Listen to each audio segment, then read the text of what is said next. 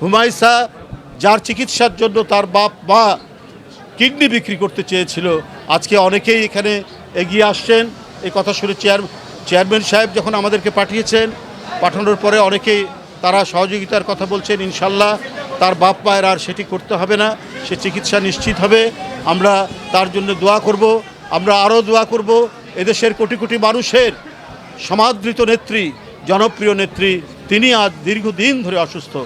গতকাল অনেক রাত্রে তাকে নিয়ে যাওয়া হয়েছে এভার কেয়ার হাসপাতালে। আমরা তার জন্য দোয়া করব যে আল্লাহ যেন তাকে সুস্থতা দান করেন।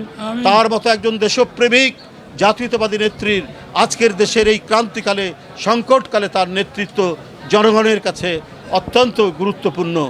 তাই আল্লাহ যেন তাকে সুস্থতা দান করেন। আমাদের ভারপ্রাপ্ত চেয়ারম্যান যিনি আমাদেরকে পাঠিয়েছেন, আমরা তার সুস্থতা কামনা করে আমার বক্তব্য শেষ করি। ফ্যাসিস্টের আমলে লোক দেখানো পরীক্ষার খাতায় না লিখে জিপিএ 5-এর ছড়াছড়ি হয়, তখন একটা প্রশ্নের উত্তর লিখতে পারে না।